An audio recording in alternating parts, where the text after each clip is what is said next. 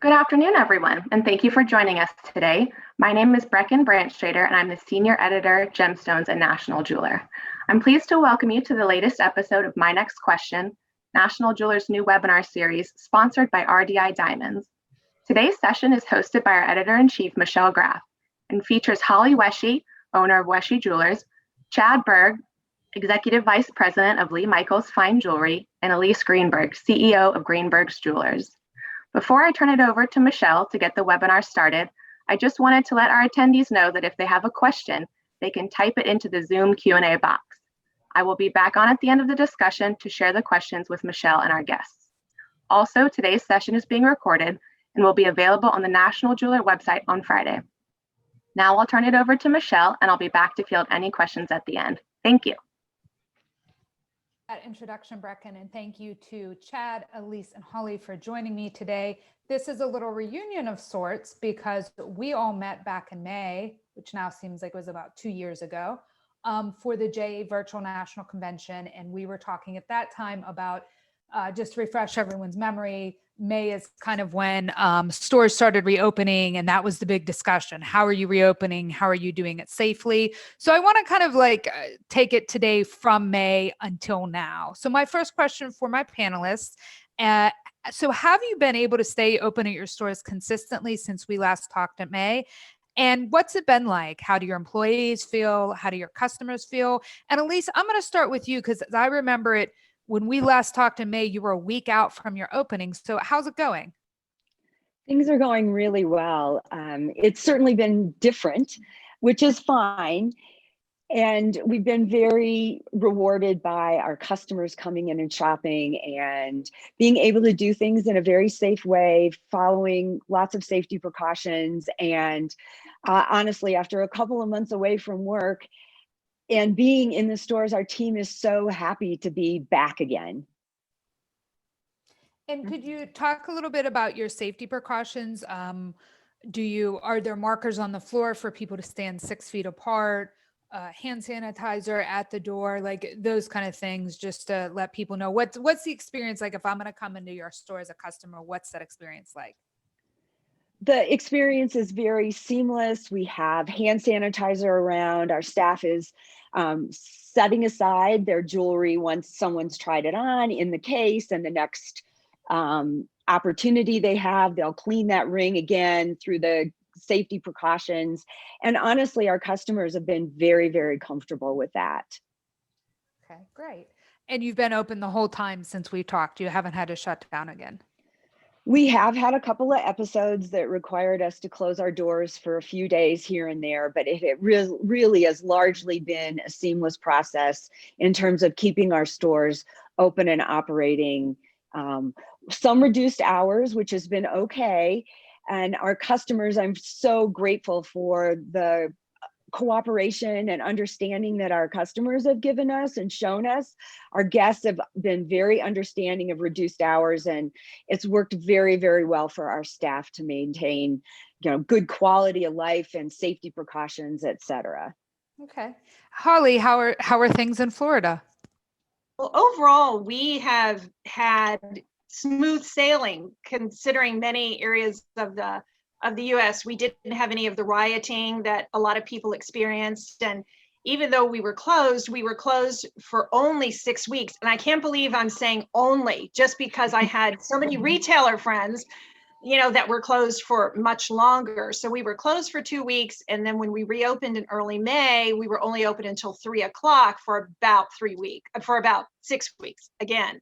But since then, we haven't returned to our full hours. We used to be Monday through Saturday, 10 to 6, and we were only 10 to 5 until very recently.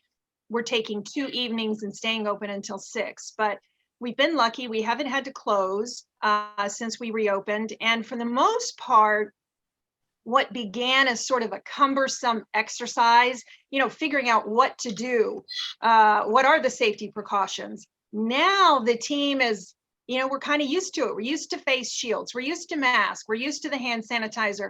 We're used to the fact that after somebody tries on jewelry, as Elise was saying, we clean it before it goes back in the showcase. So yeah, I guess as human beings, we're pretty resilient creatures and we kind of acclimate. And I feel like that's what the team has done.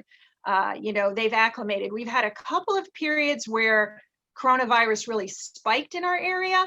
And then we do see that people get more sensitive, both the team and clients get a little more sensitive during that time frame, and even store traffic tends to get slower. But then it kind of levels off and we go back to really kind of what is the new normal right now. So for us, other than those initial 2 months of figuring out what to do and how to do it and what's appropriate, the team is pretty used to it now.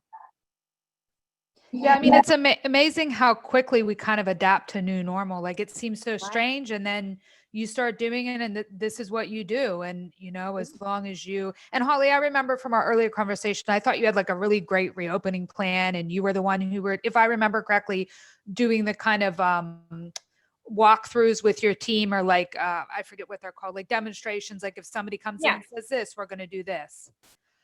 We did a lot of role playing because role playing. Thank you. Yeah, we did a lot of role playing because you talk it through, but then you get with your team and go, okay, you're Mrs. Smith coming in the door. And then it's awkward. Like, what am I doing? So yes, we did a fair amount of role playing, and it took adjustment. But we're fairly used to it now. I don't even know that we really think much about it. And consumers are they're used to it. When we offer them hand sanitizer, they almost walk in with their hands out. They're ready for it. So I guess everyone to a degree has adjusted, which is nice, because it's easier for the sales team now to focus on selling, because initially they were focused on, I can't touch, I can't do this, I got to do that. Right. And so it was a distraction. It was a distraction early on. And so now we're kind of used to it. Okay. Chad, how about you? I know you also, I remember you taking us through all the pictures you had of all the stations you had set up at Lee Michaels and taking people's temperatures. Are you still doing all that? And how have your staff and customers adjusted? Sure. So Michelle, we're in 7 different markets, and every market is a little bit different. And so we typically try to do things uniformly, Michael, so that this is the same way we do it. But this is so different that each market has demanded different requirements. Certain stores are still taking temperature of every customer that comes in. Other stores, we have a store in New Mexico, and we can't visit that store right now because they have a 2-week mandatory that you have to quarantine for 2 weeks. So, it's definitely different. I would tell you that the one thing that we didn't expect was to have as much business as we're seeing. And so we've been very fortunate in that regard. I think that we were closed for a month and a half. I didn't think that people weren't taking vacations anytime soon. And so they would come in and mark that occasion with jewelry, or go out to eat and they're marking that occasion with jewelry. So, I think we've been very fortunate. I think your next question is about the website. And I think that customers are using that.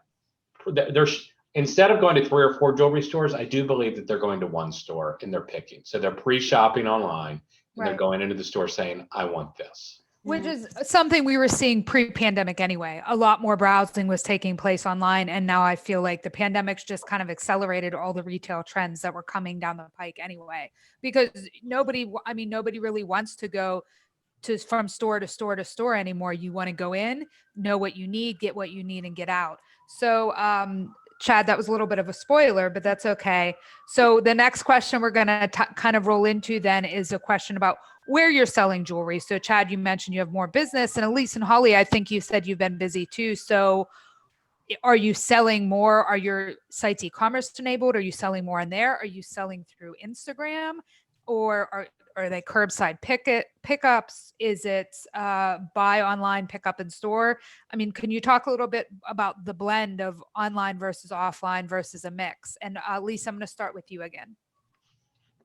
We're certainly seeing a pickup in our online sales, without a doubt. A great tribute, honestly, to our web design, along with the fact that we have a lot of loyal customers out there, and they're repeat buyers on that platform when getting into the store is hard for them. We just enabled a little while ago, buy online, pick up in store, and it has jumped to a level that I really didn't expect. But it says a lot about people still want to touch and feel things, and they want to have a relationship, and they're willing to come in, and it's an opportunity for us on our side of the counter, so to speak, to, even though that customer may even just have searched for something and found us, still wants to come into the store. And it's an opportunity for our team to create a relationship with that customer, regardless of where that customer has come from. And so that's been a very, very good thing. And I think that will be something that we'll look forward to more opportunities in that area, certainly through the holiday season. In our area, one, we have weather to contend with. It's icy right now, for example, in Iowa. And the other thing is that it presents an opportunity now during high spikes of COVID, where people can make a decision, move that decision forward, run their errands, and compact what they need to do out there in a way where they're not having long conversations. Just that's a pandemic thing that we never thought we would contend with, but it's a problem that has a solution, and we've been able to move forward in that direction. And Elise, do you want to remind everyone, in case they don't know, how many stores you have and where they are? You're in the Midwest. We are in the heart of the Midwest. We have 7 stores in Iowa, Nebraska, and South Dakota. So we are really in the Central Plains area, and we've certainly had our COVID spikes over the summer and again now, and being mindful of those kinds of things, both for our customer safety and the welfare of our team, have been really important to us. Yeah, that sounds great. Chad, do you want to talk a little bit more about buy online, pick up store, curbside? And you mentioned, obviously, you're like Elise in different markets. So is it different from market to market, from New Mexico to Louisiana to Texas? Sure. So I think the biggest thing for us is that in June, we decided we had slated this year to upgrade our website. And if anybody's done that recently, it's very expensive and it's very time consuming. Yeah. So we compacted about a 9-month process into 5 months. On Monday, we launched a brand new website. And congratulations. Thank you. And so it gives us more capabilities to do more things. And so we're very proud of that. As far as buying online and pick up in store, that's still not something that we're able to do, but it is the future, we believe. And so it's something that we're looking at for next quarter. And Chad, if you don't mind me asking, what were some of the features, like when you were redesigning your website, what were you thinking to yourself, our current website doesn't do this and we need to have more of XYZ? Can you talk a little bit about that? Yeah, it was very easy. For us, about 65 to 70% of our traffic came from mobile. And we had a terrible user experience mobile checkout. Yep. And so we really focused on mobile checkout and how can the customer have a great experience on our website and it be fast and efficient. And we were on an older platform, Magento 1, and we have just moved to Magento 2 after a lot of research and trying to figure out which platform to go with. Thank you. I just thought that might be a question people would ask, because people definitely a lot of people upgrading their websites right now, like taking advantage of maybe some free time or taking advantage of the fact that this is how people are going to be shopping going forward. Holly, can you talk a little bit about curbside pickup online versus in store at your store? Sure. Well, to Chad's point, at the beginning of the year, we had started a website upgrade. Ours wasn't all that old, but we weren't e-commerce. We wanted to do some new jazzy things. So we were in the process. And then of course, coronavirus hit. So then we worked with our provider and said, hurry, we got to get this up. So we became, e-commerce, and our inventory's on there live. But I think the thing that has amazed me over these last few months is the way that all of these aspects are coming together. What I mean is, we have Podium payments, where you can send a secure link to a client to pay via email or phone. We had it, but we weren't using it all that often. And then all of a sudden it became this great tool. Yeah. And we're doing a lot of curbside pickup, but I'll tell you, part of it is coronavirus, But part of it is just convenience, right? I mean, we go to the dry cleaner. I don't know about you guys, but I don't get out of my car. I go, here's my dry cleaning. And then I pick it up and I'm in my car. And so a lot of people we're seeing like the convenience of they either saw it on the website, called us, paid for it, but they want it wrapped and ready to go. And we just deliver it. We have a porte-cochere so they can drive up right underneath and we bring it and deliver it curbside. We also had a handheld credit card processor that we used to use sometimes in the store, but we really had it for when we went off site and we did a fundraiser or something like that. Well, that was perfect to use for curbside pickup where someone's literally on the phone calling us saying, do you have some sapphire earrings and how much? And yeah, I'll take those. And we can run out to the car and we can handle it. So just the way all that between the website, we were so excited when we got our first online orders. It's all working together. And now I can't imagine not having it. You know, we use it all the time. Even aside of coronavirus situations, the team is now used to these variety of tools. Like we were doing virtual consultations a lot. I've got 2 gals on my staff that are super sellers that sell almost as much over their phone as they do in person. They were already doing that, but of course it's escalated. So all of this I see for our business has just come together into this mesh that I really couldn't have imagined before. And I think a lot of this will just stay. I think curbside pickup really is just convenient for a lot of people. And for a lot of different, in a lot of different fields too, not just jewelry. I mean, who doesn't want to just order your groceries on the internet and have someone put them in your trunk and drive away? Exactly. And we'll have guys that are in a hurry. Hey, I'm in a hurry. And we have a hospital right down the road. We have a lot of doctors that are clients and they really just want to whiz up, take it and go. So I am just amazed. And that's really the word. When I think back to my mindset in March, when we closed and this happened, and I look at my business today, I would have never imagined that we would have evolved from point A to point B in this, whatever many months that is. And I would have never imagined that business would be, quite frankly, as fantastic as it is. And I know it is that way for many of our peers, depending on where you're located, of course. It blows my mind. If I could go back to myself in March when I'm sitting at my dining room table, redoing my cash flow for the rest of the year, because I've just closed my store at that time, what I thought was going to be 2 weeks. If I could go back and talk to myself then, I wouldn't believe it, how much we've evolved. And it teaches, I think, all of us a lesson, because I've had this conversation with other business people, not just in the jewelry business, and say, gosh, we've got to be open-minded. We've got to be more creative. You know, too bad we had coronavirus to thrust us into this, having to be innovative, because it really is amazing. And I know this is true for a lot of business, how much evolution to the positive has really happened in a short time period. Necessity is the mother of invention, right?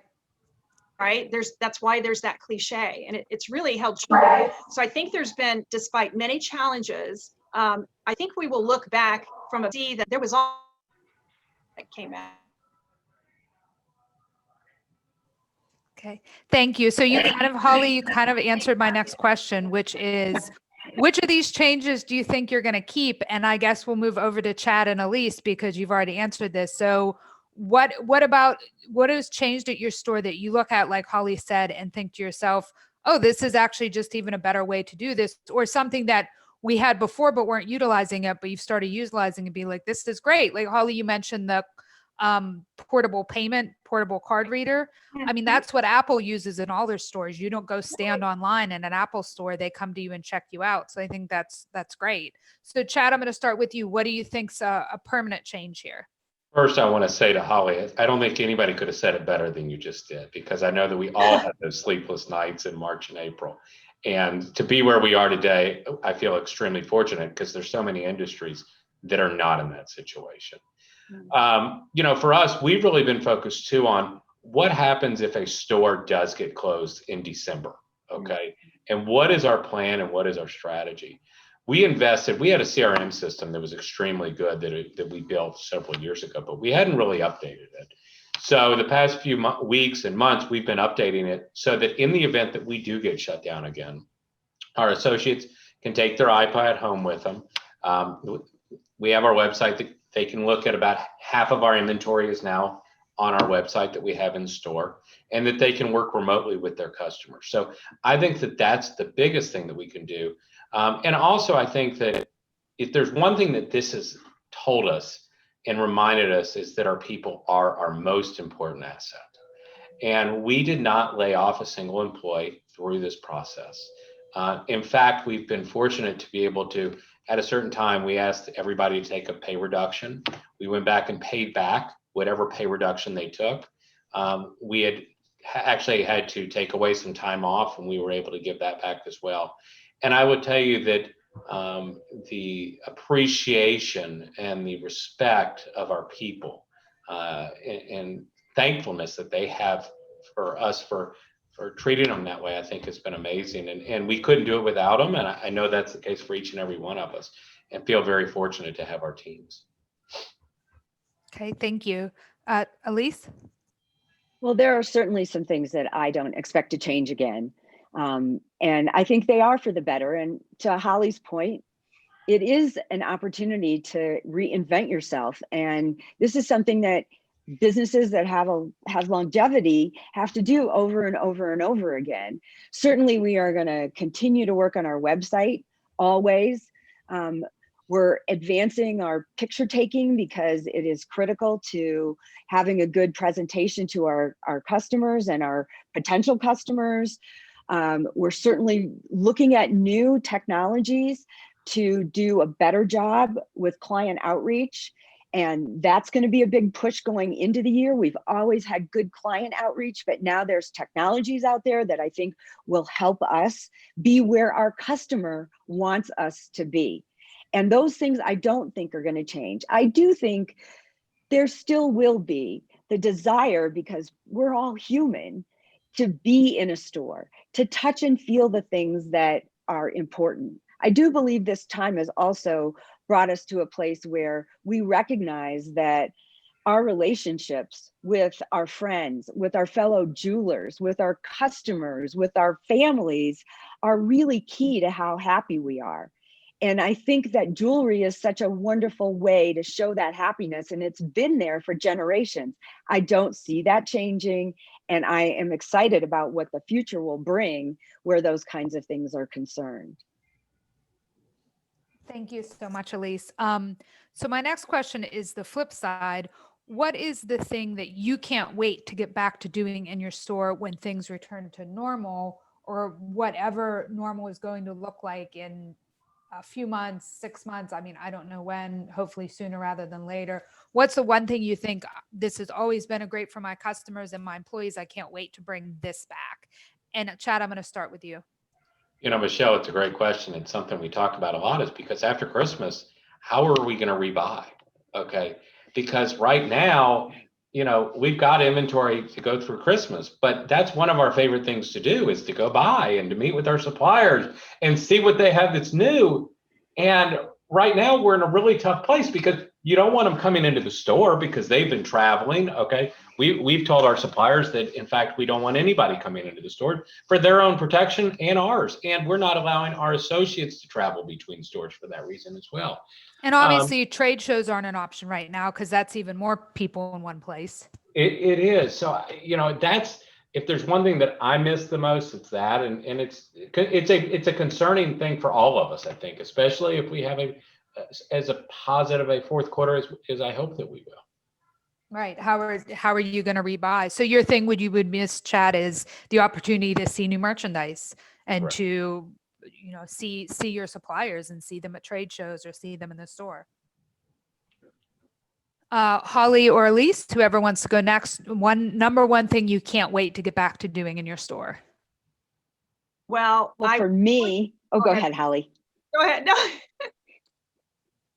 For me, it would be to be back in the stores again more often. Again, like Chad, we're not traveling between the stores, and that's a challenge, both for me and our director of operations, though I can honestly say I'm not out there as much as I used to be.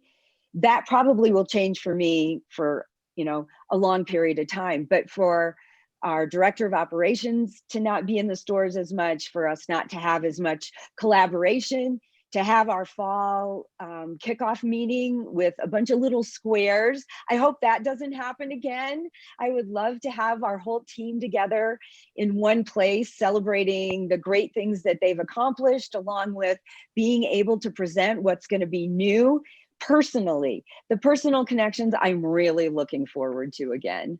And I know my staff is really looking forward to having that more personal connection with their customers again. That feeling of having to step 6 feet back when you're showing someone a precious piece of jewelry and that person on the other side of the counter doesn't really understand what they're looking at. I know they'll be happier when that closeness is not such a burden right now. Yeah, very true. It's a very personal purchase, right? You like to be there next to the person, pointing at things, explaining what they're looking at. I get that. Holly, what are you dying to get back to? Well, we do a lot of events, and I have a large store, square footage wise. So we are used to having 200 people, rocking and rolling at an event. And I miss the buzz of that. We'll get to you. Hi, Sally. Hi, Bob. How are the kids? Hug, all of that kind of energy that you get in a big event. And I miss that. And along with that, I'll echo what Elise said. It's to be free of the, as you put, Elise, the burden of, I want to hug this person we would normally hug, but we don't. And she's wearing a mask. Oh, but I got to get my mask because I was upstairs and I'm just running downstairs to grab something. All this second guessing of, is this person extra sensitive? So I really do need to be a full 6 feet back. All of that you're constantly navigating is just, it's a burden. And so to be free of all that, where we can have a store full of people, have the salespeople running ragged because they love it, and they're selling, and we've got music. I miss that.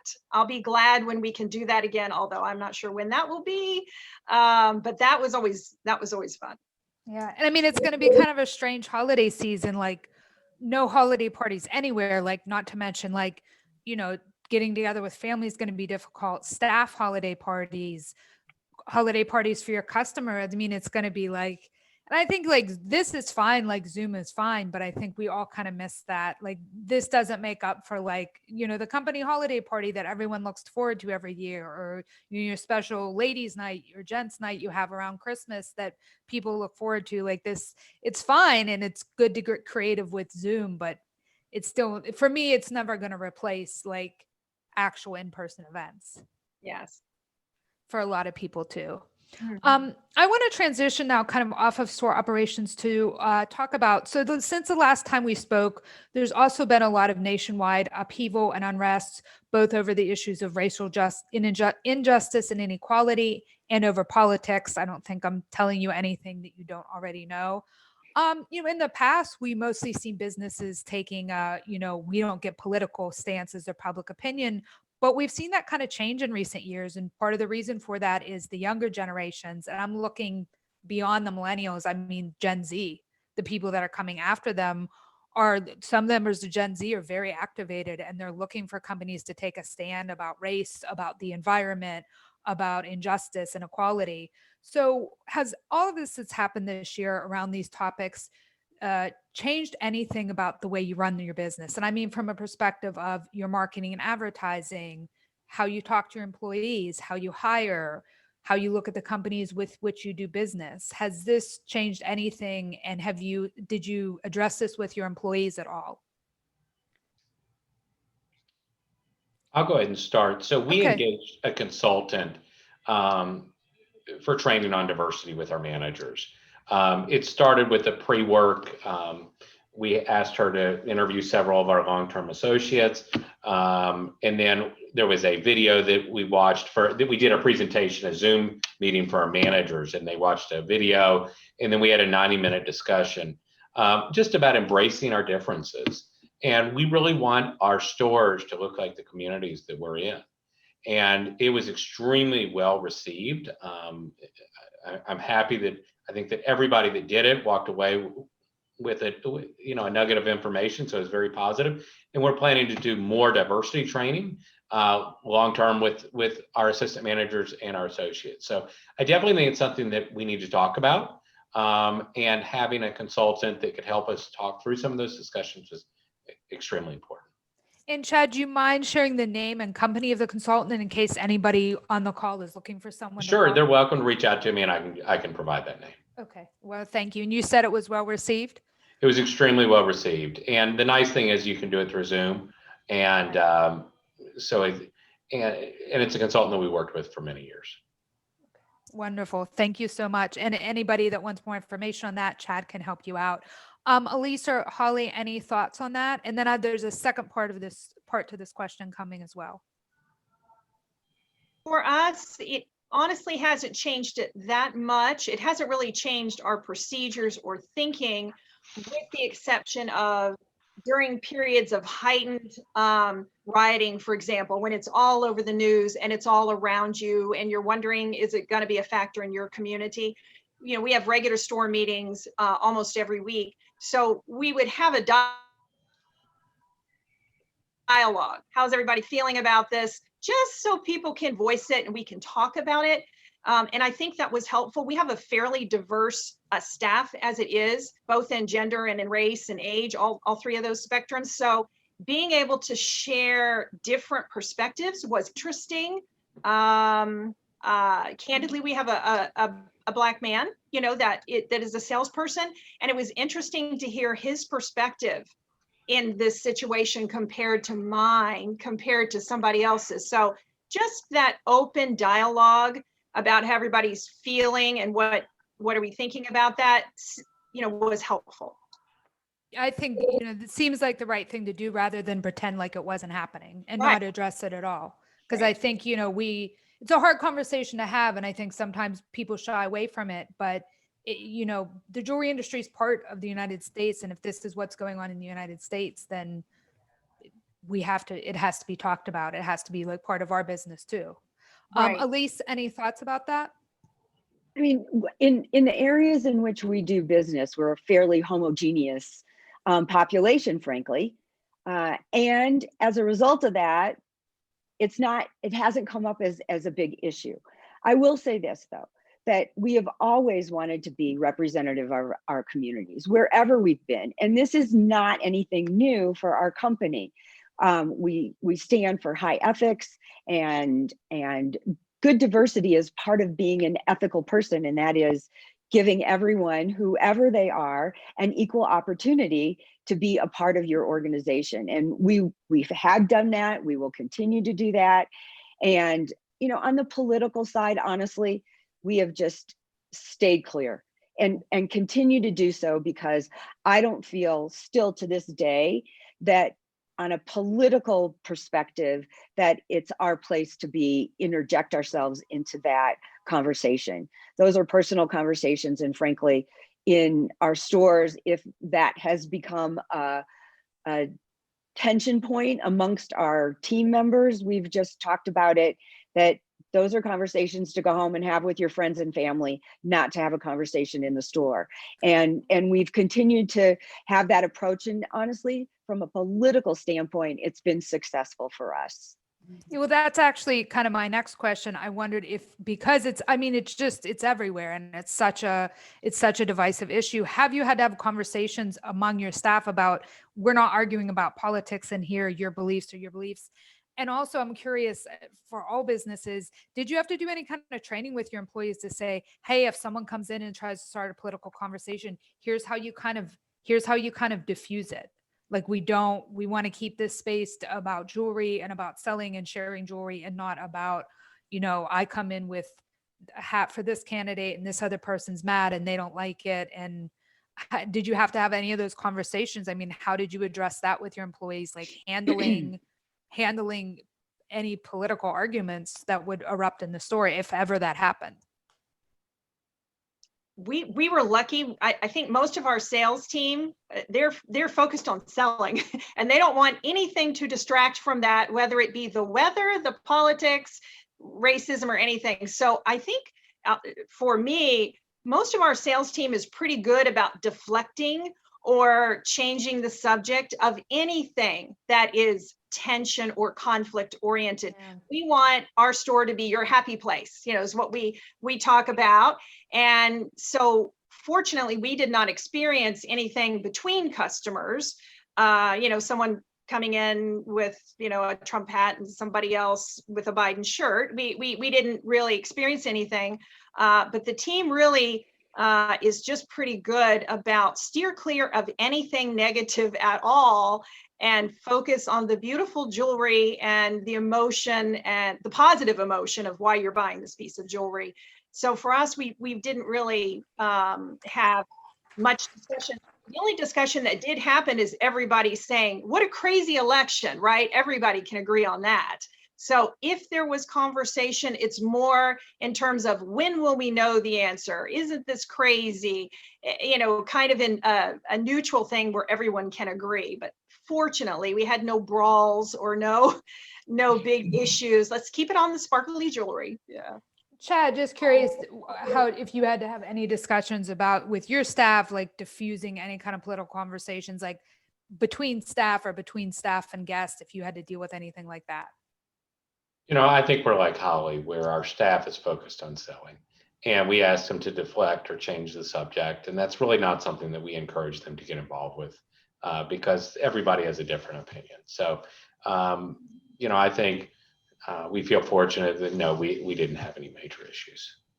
And did anybody have any issues? I know some retailers you saw on the news from occasion, people coming in and making a big stink about they don't want to wear a mask. Did you guys have any of those problems, or were most of your customers like, yeah, we wear masks, we understand, we get it?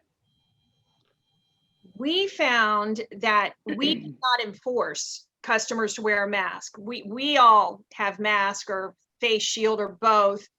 We learned very quickly early on, just our experience, is that if you're coming in without a mask, you don't want a mask. And we've got a few employees that personally feel a little more strongly about that. Now we offer everyone a mask. We encourage and we offer. And yeah, there was a small percentage who was not wearing a mask when they came in, who would take a brand new mask of ours. But our experience was why nobody was crazy militant about it. There was some real firm no, I am not wearing a mask, and we would go with the flow. So we do it.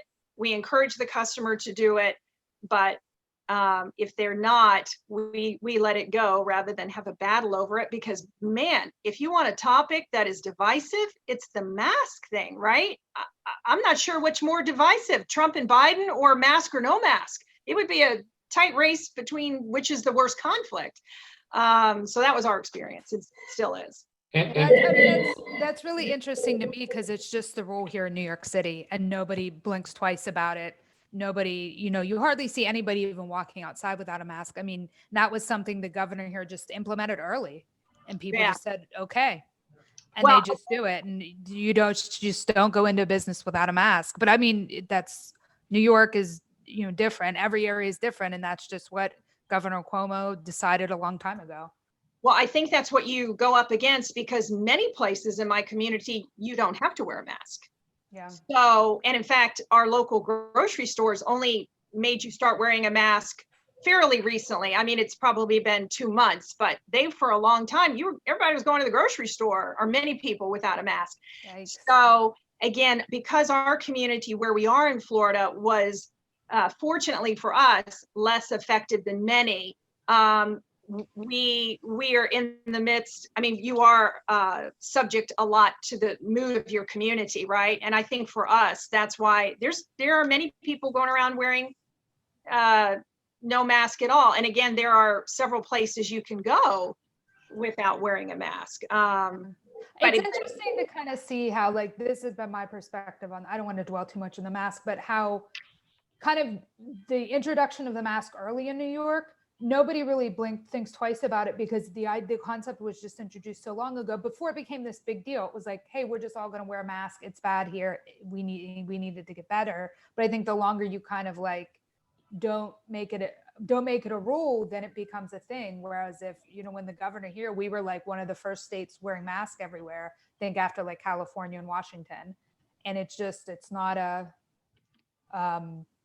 it's not a option. It's not an option, and people don't really like give a lot of pushback about it. That's just been my perspective, I feel like, but I don't want to dwell too much on the masks. Chad, Elise, like, any thoughts on masks, any battles with customers over masks? One thing I will tell you that we've done is we have security guards in each of our stores. And so we've asked the security guards to talk to the customer. So that kind of takes us away. It's coming from the guard saying, do you mind putting your mask on? So that is something that a recommendation I would give. But I can see where you're coming from, Holly. It is awkward. Like, I occasionally see a person on the subway without a mask and I'm like, should I say something? But you don't know who that person is or if they're just going to go off. But Chad, I think that's pretty smart, because then it's not, it's not the person who's selling jewelry who's looking like, oh, they're asking me to wear a mask. It's a security guard. And it's someone that's kind of like in a position of different authority to begin with. Elise, before we talk a little bit about the holiday season, do you want to say anything about mask wearing? I'll jump in here with respect to the area in which we do business does not have a requirement, as they do in your neck of the woods, Michelle. But for the purposes of the safety of our staff, and honestly, from the safety of our community, we have asked our customers specifically to wear a mask. And frankly, among 7 stores, I have not had one complaint. People do understand in our area that many retailers, and it's certainly big box operations, you can't go into Target, you can't go into Walmart, you can't go into McDonald's. I mean, some of the national retailers have said, this is the way we're going to do business during this pandemic. And frankly, it's been good cover for us, in the sense that we're not the only ones in our region that say, please wear a mask when you're in our stores. We have to be reasonably close to our customers, and for their safety and ours, we ask our customers to wear a mask. Thank you, Elise. So but one more question here before I kick it over to Brecken, because I know she's got a lot of questions that have come in from the audience. Give us your prediction for the holiday season. I mean, we're kind of in it now. It's November. We've actually probably been in it. Give us your prediction for the holiday season in just a few words. Good, bad, ugly, exciting. Good. I think I'm super optimistic. Okay. Barring any big event, I'm Never know. I know. I'm very optimistic and excited to see what the numbers could be. Okay. I'll jump in here. Optimistic. We are optimistic. We are optimistic as well. And we've bought pretty deep this year for the purposes of making sure that we have what our customer wants during this holiday season. What will be different is that a lot of what we're going to do is by direct outreach to our customers, along with our continued presence on the web, Facebook, Instagram, and we'll use some traditional media in terms of radio and television during the holiday season.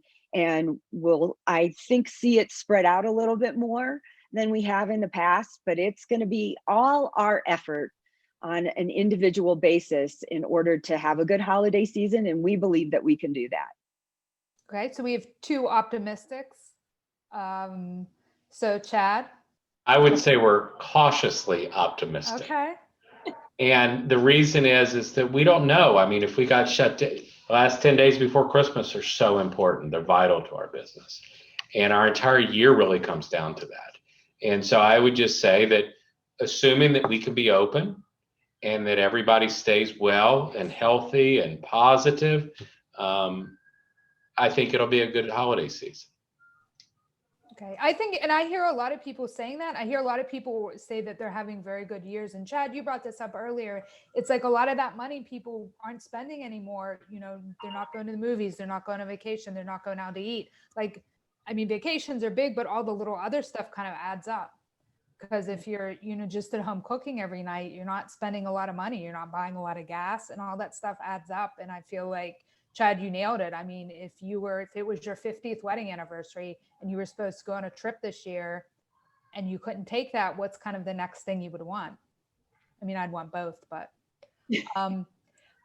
Chad, Elise, Holly, thank you so much. I loved talking to you guys again. I thought we had a great discussion this time around as well. And now I'm going to throw it over to Brecken. She's a word from our sponsor, and she's going to ask questions from our audience. Brecken?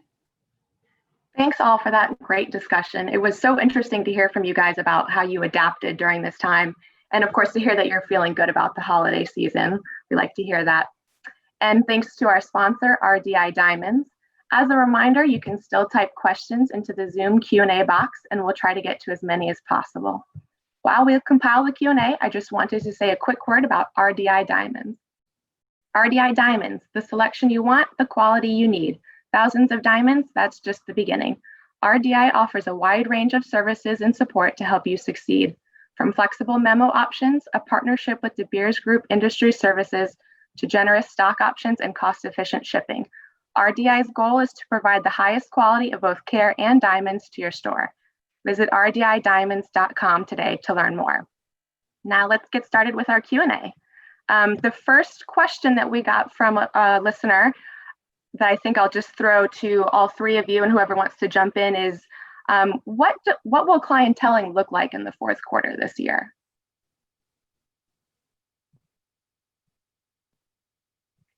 I think clienteling throughout COVID has been extremely important. So I don't know that it's just this fourth quarter, because I think it's touching base with that customer every month saying, hey, I saw, you know, I got this beautiful new piece of jewelry. I don't think that it comes down to just the holiday season.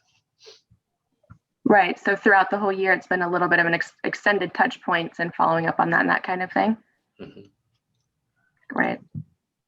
And we had a question about what are your popular products and price points for the holiday season? And I think I would add to that, do you expect that to change at all this year, given the sales trends you've seen so far in 2020? Well, for us, and I think for many retailers, looking at some reports that I see from either the Edge Retail Academy or other places, our average retail sale is actually up quite nicely. And so surprisingly to the March self, you know, we're seeing more big ticket items. But really for us, it's been across the board. I mean, diamond stud earrings, diamond bracelets, a lot of diamond jewelry, but we've done some beautiful color as well. So I can't really, for us anyway, there's not a particular category that has been strong. Probably the most noticeable trend for us has been a nice significant jump in average retail sale and how many larger sales are being made. Holly, are a lot of those engagement rings or engagement rings fashion across the board watches? It really is across the board diamond fashion. We have a strong engagement business, and I would say we have seen an uptick there, but really we're selling like more bigger diamond bracelets, bigger carat weight, several pairs of bigger diamond stud earrings. Again, I think a lot of it is I can't go on the cruise, so I'll take the big diamond studs. Not a bad trade-off.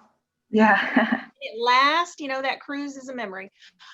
So that's just what we're seeing, but it isn't one particular niche for us. It's kind of across the board. We sold some beautiful color, beautiful significant color. And it's both self-purchasing women as well as gifts. For us, it's kind of good across the board. It's great to hear. Elise or Chad, do you have anything you want to add? What we're seeing for certainly, and we are very predominantly in the bridal engagement ring business, and we are seeing larger centers and in some cases more significant mountings in terms of the choice that our customers are making. And I think largely what we're seeing is the wedding's not as big, so the event's not as big. There's not thousands of dollars being spent on the venue, the flowers, the invitations, et cetera.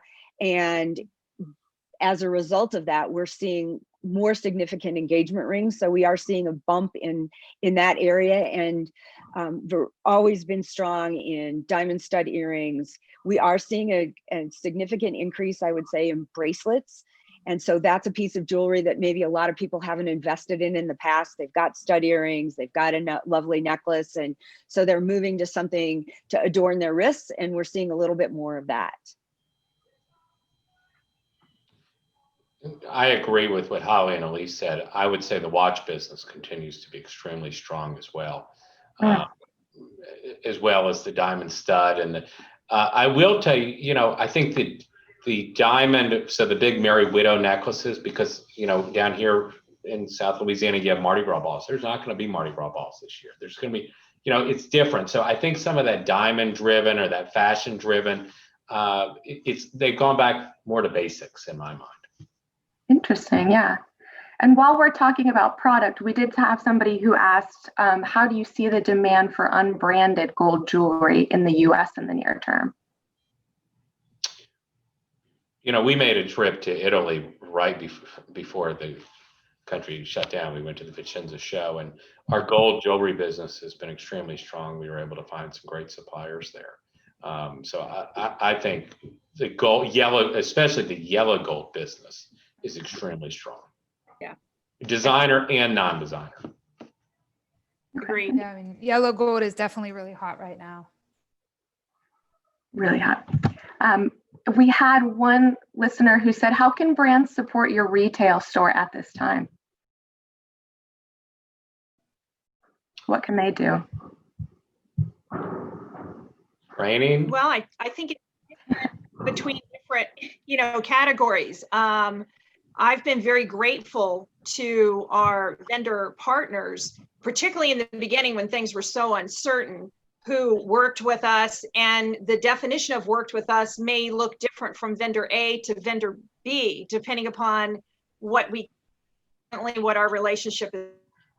Whether it's extra memo, we've been kind of creative with some other programs. It's really just partnering even stronger with our vendors with what we might need. And again, it's a little different depending upon what category we're talking about and which vendor. And to sort of circle back to the first question about clienteling, we had a follow-up, which was, given how important the last 10 days are before Christmas, what will you all do to get your customers to buy earlier so that there's sort of this last minute worry about purchase, if that makes sense?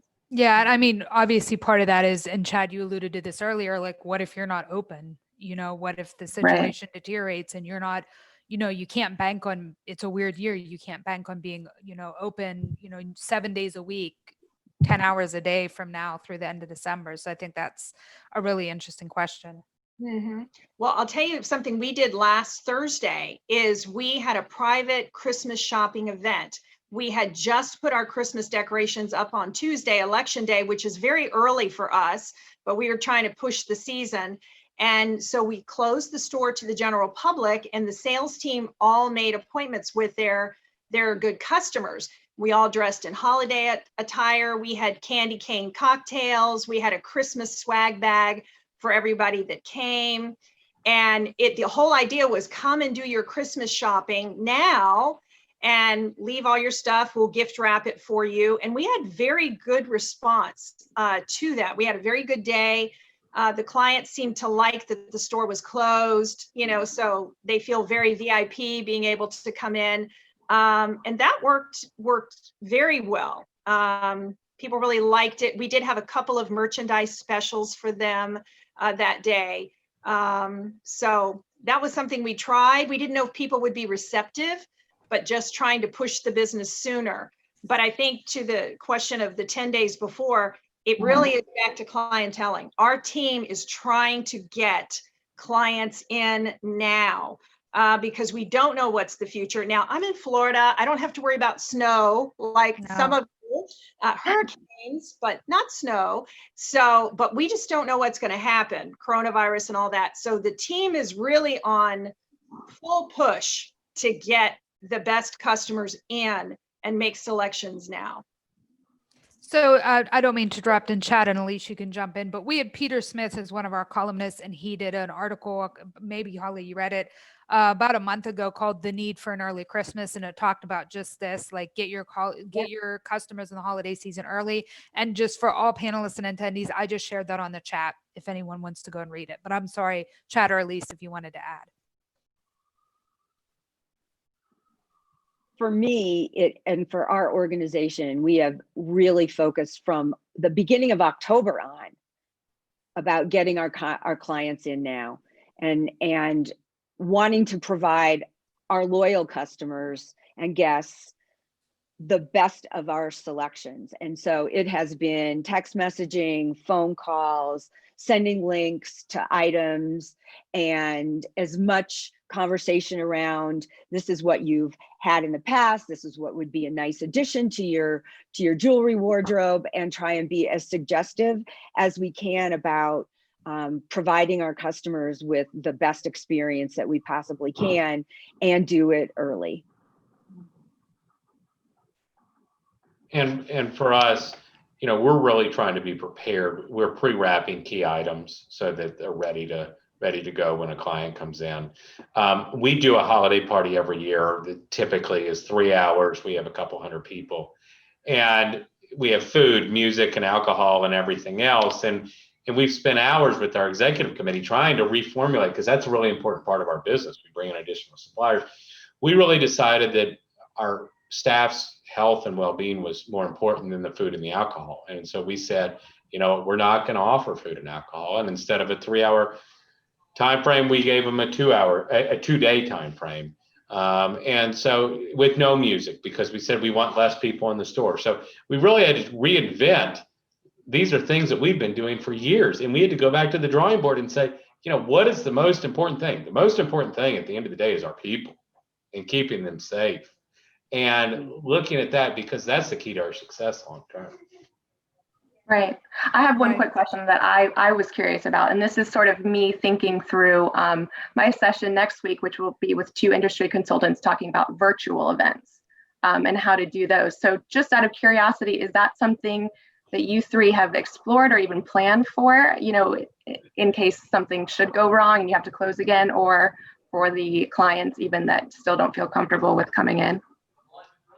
We did a big virtual event and it was super successful, surprised the heck out of me, if I'm really honest.